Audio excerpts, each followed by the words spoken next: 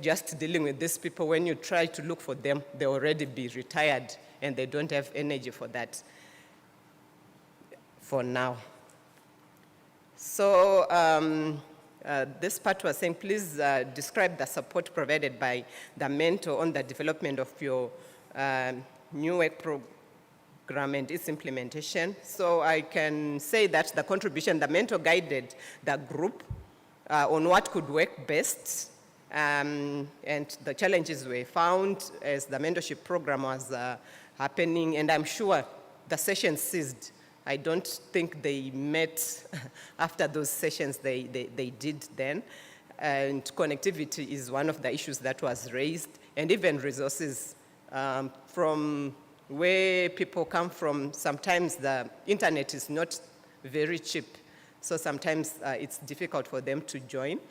Proper monitoring and evaluation as for the lessons learned, it's really necessary. And it seemed there was no budgetary, there wasn't any budget for those activities. It could probably be a reason as to why things lagged behind. So the other issues that I see, this is the end, the other issues that I just wanted to add is we are working as well with the Consumer Council of Zimbabwe on COPOLCO issues. I'm sure going forward, we are going to fine-tune and see how best we can work together to see to it that things work very well. Currently, there's a consumer network group that has been formed where people will be contributing there. It's more informal, not the formal way of doing things, because people always say the standards development, the language is too complicated for them to understand. So this consumer network will help us to identify the areas that needs to be worked on, even if it's just to be taking their ideas and bringing them on board, and where it is really necessary, we rope them in, because we don't really need to put a lot of pressure on them in areas that are not really necessary to them. And the other area that we are also considering is the Standards Association of Zimbabwe, as we revamp our COPOLCO committee, is to try and rope in chairs from different committees that are already in existence, so that they will also be part of the COPOLCO National Mirror Committee, to see to it that work really goes on well. I'm sure since we were the first to benefit, we were the first round to benefit from this mentorship program, we hope it will still come back our way and we continue even improving. I believe as we are doing these mentorship programs, it's always a learning curve. We don't learn it all in one day. Thank you. Thank you, Loveness. We will, behind the schedule, so I will just quickly invite Adrian to share with us a survey that we have conducted among the Arabic and also African countries. And he will, we have to quickly listen, and we have to go for lunch after that.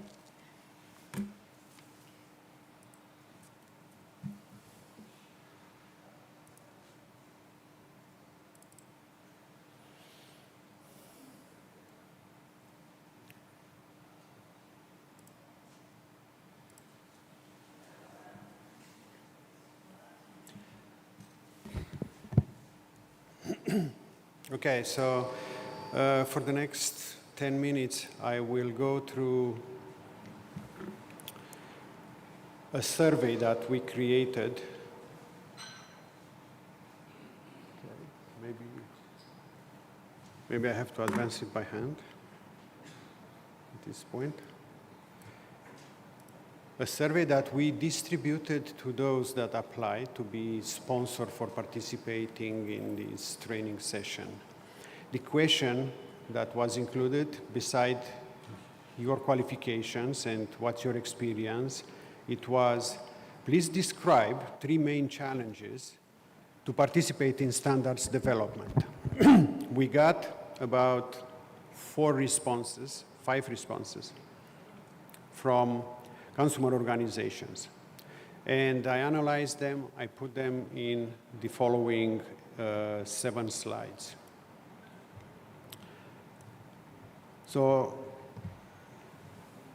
While some of the products seemed easier to define or easier to understand, for example, even water analysis seems to have several dozens of parameters which defines its quality. If you're a consumer representative sitting in a working group developing standards for the water quality, you will be surprised how many terms are being discussed that are not easy for you as consumer representative, as consumer advocate to understand. So things are getting exponentially more complicated if discussing more complicated things like nanotechnologies or artificial intelligence. I'm not sure how many of you know about machine learning.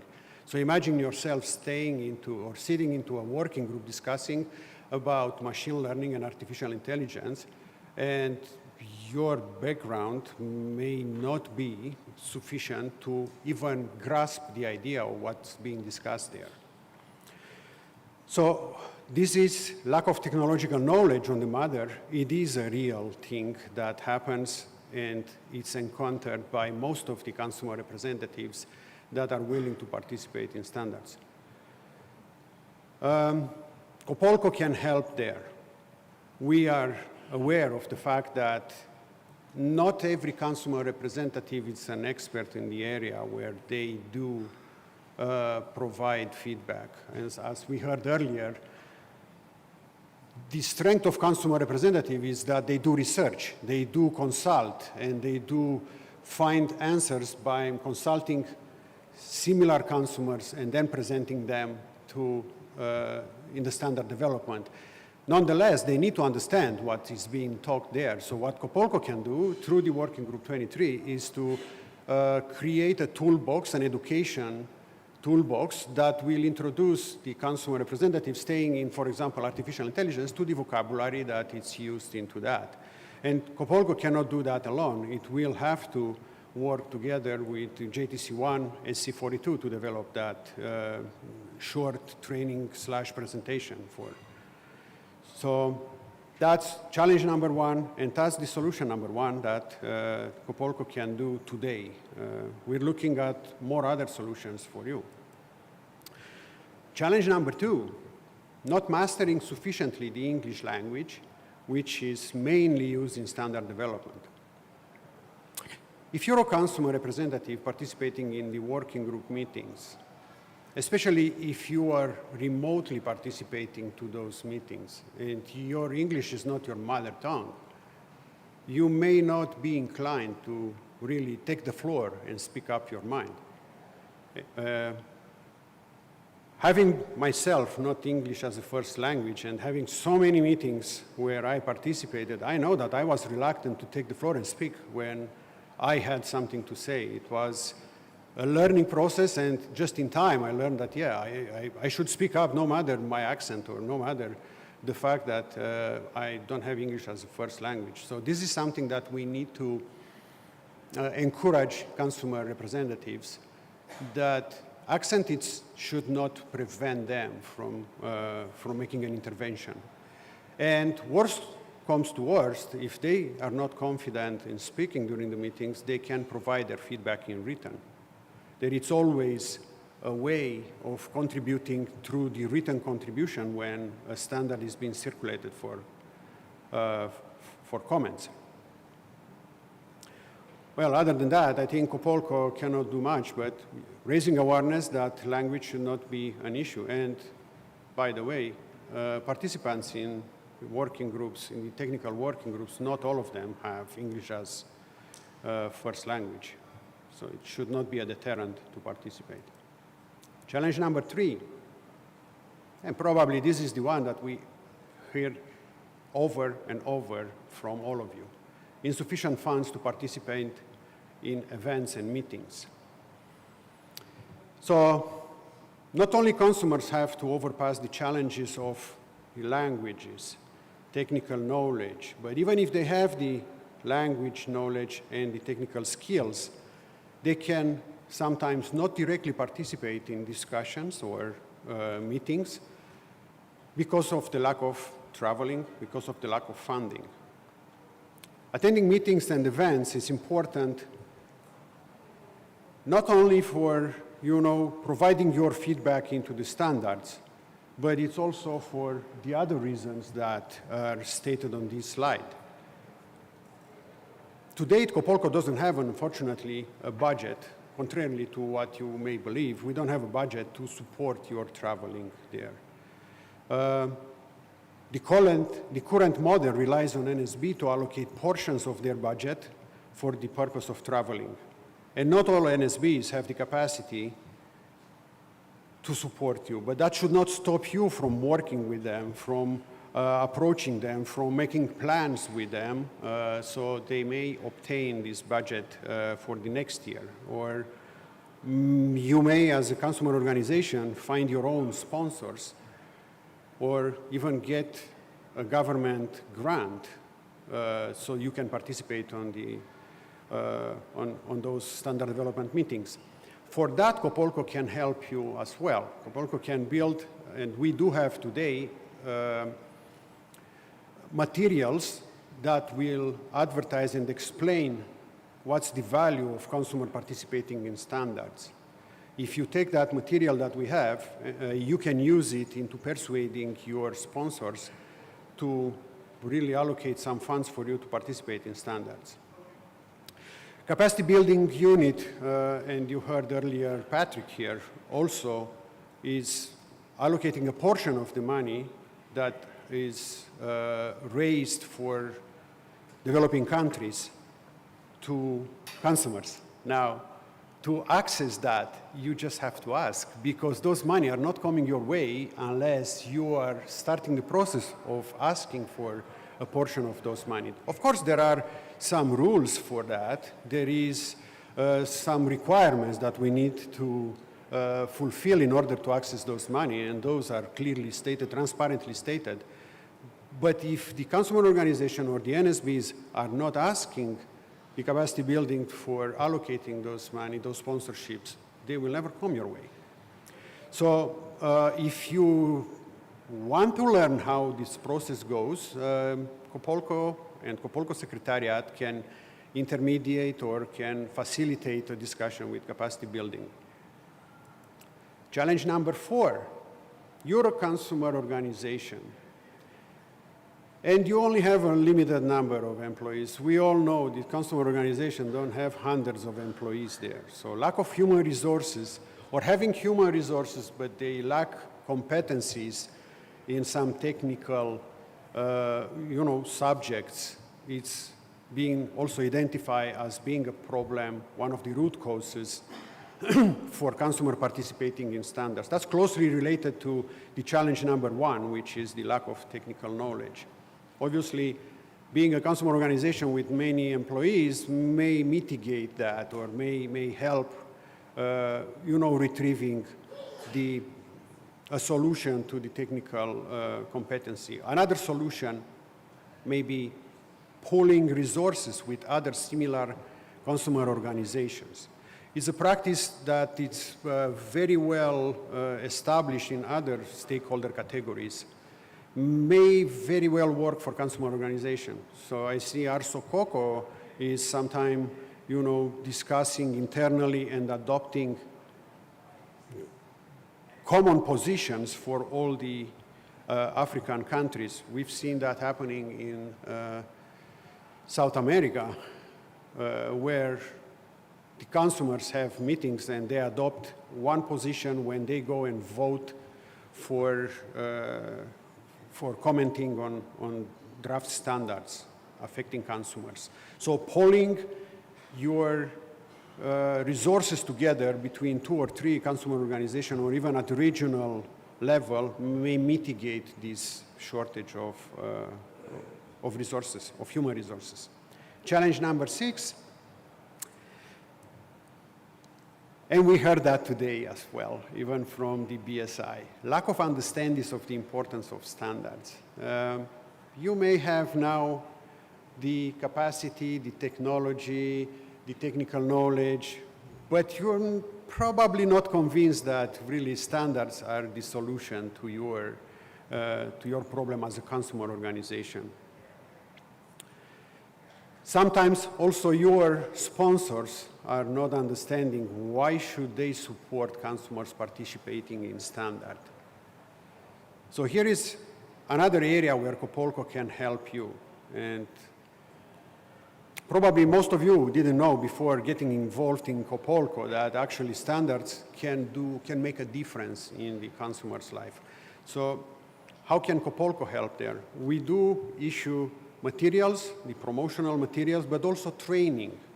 And if you are a consumer organization that want to learn more about what's the value of standards, we can point you, the Secretariat of COPOLCO can point you to countless materials that you can consult and get accustomed to what is the value of standards. I think this is the most topic that we cover in the past 10 years, why the standards are valuable and why consumers should participate in those standards. We also have quarterly newsletter that we are distributing and brochures and posting on social media. So all of those are targeting to raise awareness of the standards' importance for consumers. So maybe that's one of the most attended activity of COPOLCO.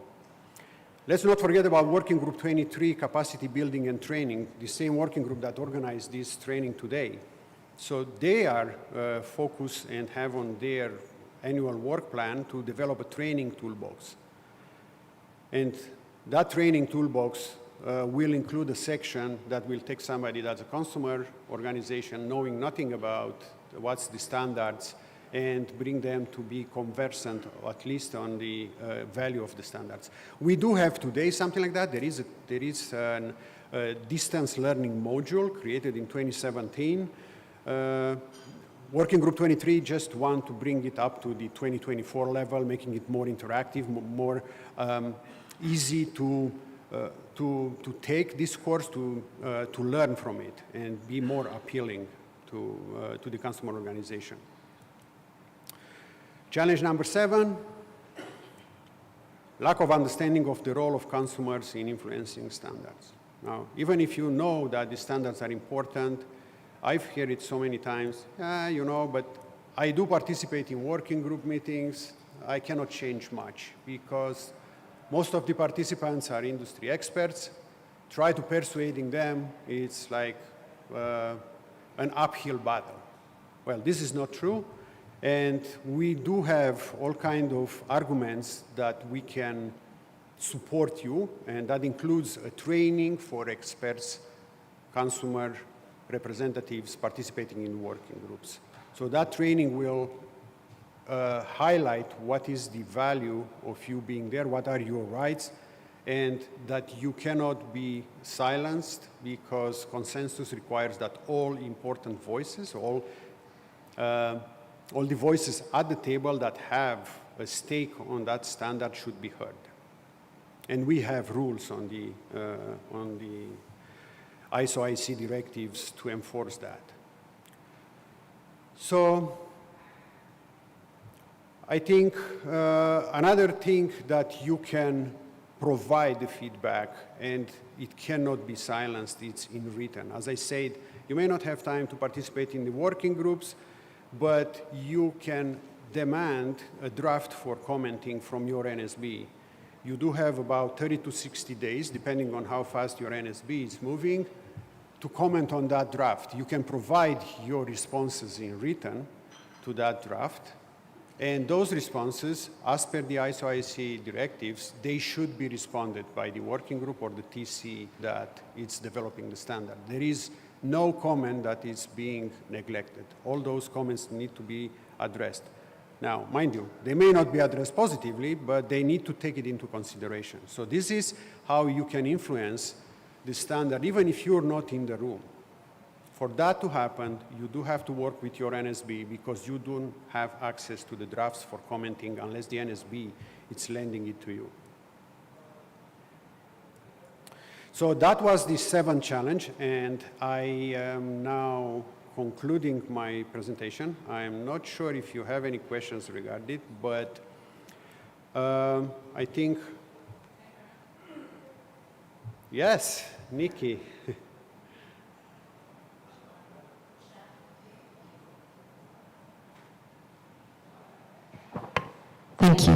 thank you for that. And Adrian, I know that you're relaying what you've heard from everybody in the survey, and I guess I just want to pick up on the consumers lacking the technical knowledge.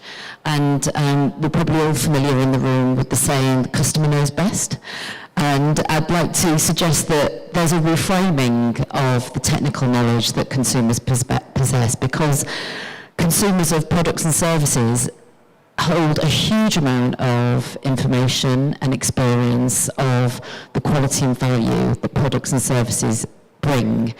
And without designing products and services around the needs of consumers, then you are going to affect, as a business, your sales and bottom line profitability. And so I think there is an element of consumers bringing to the table a huge amount of technical experience that will help design standards that will drive better quality products and services. And, you know, that's knowledge that sits within consumers using those products and services, and it's knowledge that consumer representatives bring to the table on behalf of consumers. So it probably is just a suggestion about reframing the technical knowledge and skills that individuals that are representing consumers will bring to that standards making conversation. Thank you, Nikki. That's actually brilliant, because people usually judge the experts participating in the working groups based on their, how many years on the products or service you do have. Oh, you're a consumer representative, you don't have so many.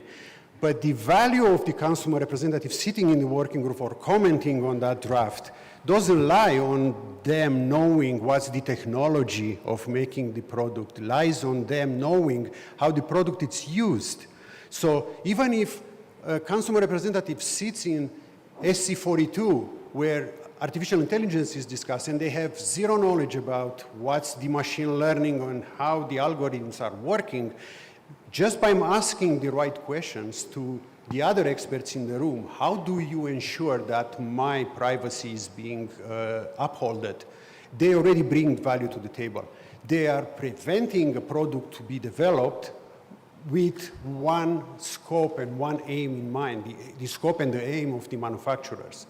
So just by being in the table and questioning the discussion, although it's way better if they understand what is being discussed. Let's be honest, if they start discussing algorithms and machine learning and you're a consumer representative listening to them for an hour, you will not know when to raise that question.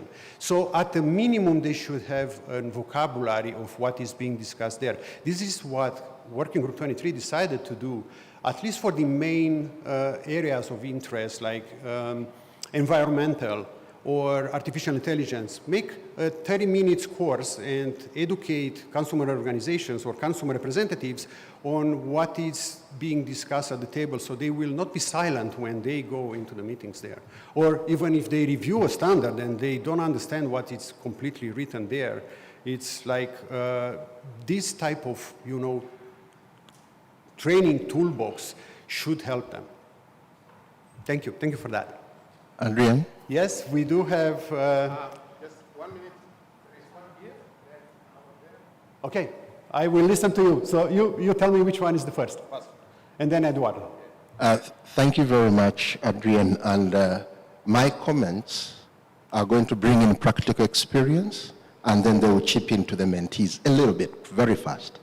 The element of lack of knowledge reminds me way back in 1993 when I started. Oh. I was told that those are our sentiments. And then I said, may you turn my sentiments into science so that you provide with me quality product, quality information. And that's when I was brought on board at the National Technical Committees to bring in a layperson's experience by telling the scientists, may you please take my sentiments and turn them into science, because we consume science. So that was an opener way back in 1993. Having said that, I would like to bring in, still because I'm a mentee since 1993, and even today with Julie's presentation, I continue being a mentee. In 1993 and in the late 90s and early 2000s, the Codex Trust Fund mentored us into who we are, who are phasing out. And I trust with Patrick's capacity building, there might be a deliberate capacity or trust fund to identify with NSBs, consumer organizations grounded in countries, and they fundraise to build their capacity. I'm a product of those, and even even ISO COPOLCO Trust Fund trainee on several times. So there is a success there. Then let me go to the mentees when they were sharing. Out of the success stories, I would say COPOLCO is the biggest beneficiary currently, because most of the mentees are under the consumer committee. Some of the work programs that were brought into COPOLCO were from the mentees.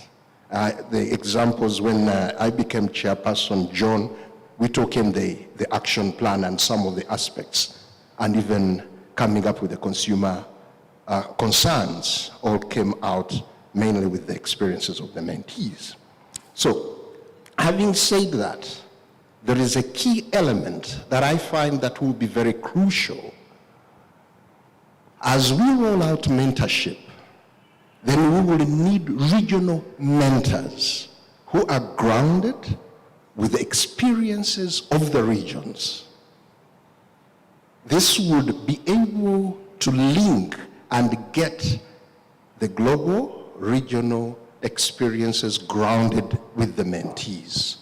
So I would like to conclude by also sharing another experience that we got during we celebrated a month of World Consumer Awareness Month in March. Mm-hmm.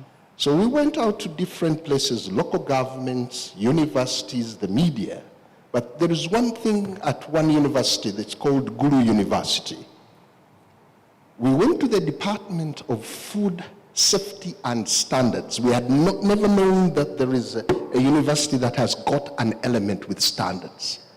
But during our mobilization, when we got there, rolled out food safety, consumer rights, and at the end of it, the head of the department decided that all my apprentices are going to go to the central market to work there during their internship. Then secondly, we are sending them to small, medium enterprises so that they take their experiences and live the real life and understand the real aspects. So the aspects of engaging the youth, like a colleague from Zimbabwe mentioned, is very key, and it is one of our major. All our, I call them food soldiers, the young consumers who harvest consumer complaints on a daily basis. They're hardly 25 years. 20 of them, it's their daily basis, their first experience to work, their daily encounter with standards, and also relating with people.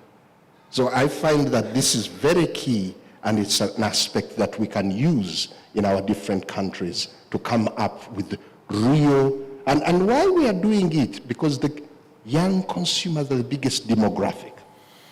They turn around the market because when they demand, the market responds to what they demand. They drive production and consumption. I'm sorry for taking a little bit long, but I thought I would share this. Thank you.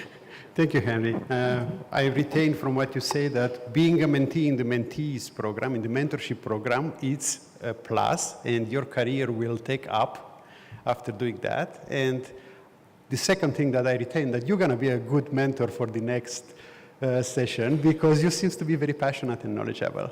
So we have Eduardo in the back, and then I'm afraid, okay, we have one more in the back, and then we will conclude and allow you to go and eat, because it was a long morning. Thank you, Eduardo. Thank you, Adrian. I'm Eduardo Santiago from ABNT Brazil. I'm manager of international standardization, and I'd like to congratulate you for this initiative.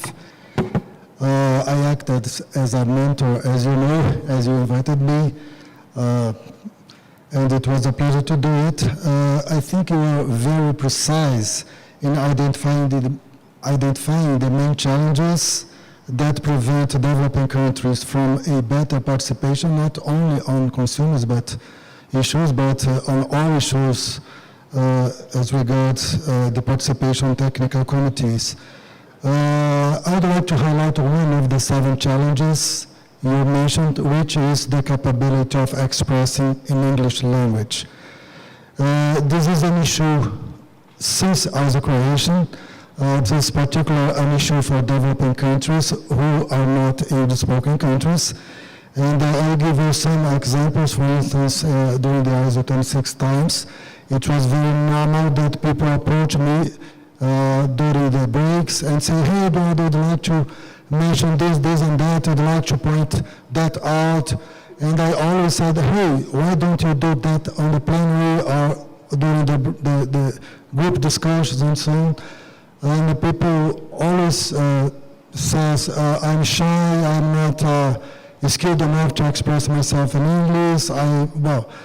Then other situations, to give you examples, when we managed to find an expert, at least from Brazil, and I'm sure that developing countries share this with me, but we found the right expert, right skills, have managed to send the expert, the company has managed to send the expert to meetings, but the expert doesn't speak English very well.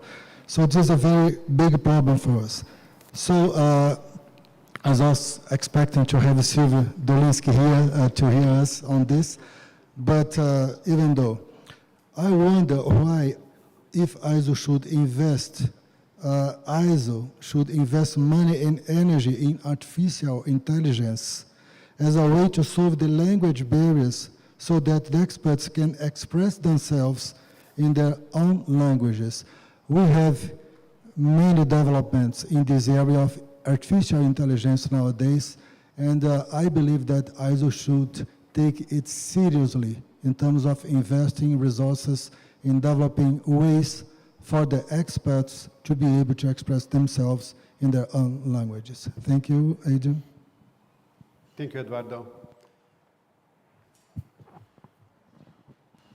Good afternoon, everyone. Adrian, first I would like to congratulate you for the wonderful presentation you gave. And by our experience, I want to add one more challenge, sir. Challenge with the consumer, what we feel. I hope everybody is able to hear properly. So the challenge faced by the consumer is, one reason is multiplicity of standards also. Like in India, we have the regulator, we have the ISO, we have the BIS standards, then we have company standards, and in some cases, regulations passed by the state. So this adds to the confusion. Now we are going for we have taken a decision in India to go for one nation, one standard. So everybody will comply with one standard. There will be lack of confusion among the industry, consumers, as well as the users of the standard. And the second challenge, what we felt is misleading advertisement. Because of the social media, the consumer is getting more and more confused with regard to quality. Because every advertisement looks this is the best product, whereas it is not. Majority of them are not complying to the standard. And we are taking action. Our ministry, headed by Mr. Anupam Mishra, they are taking action, strict action against misleading advertisements. This I wanted to share. Thank you. Thank you very much. So I guess with this last intervention, we are ready now to call a break. I would like to invite you to be back at 1:30. It's 1 hour and 10 minutes of lunchtime. That will allow us to stay in time for the second half of the day. So please be in and seated at 1:30. We will try to remind you 10 minutes before the 1:30 to head over to your seats. Lunch is being served across. We do have a section that is allocated to us, so please do not go and sit scattered. Otherwise, it will be hard for us to chase you back, to remind you that we need to come back at 1:30. Have a good lunch. And next to you, I think the rest can be sorted. It's out, you go through, then there is a hallway all the way. You will be guided and then go to the right place. Also serve the right food. I'm assuring my Muslim sisters and brothers that ask the right question and you'll get the right food. Thank you.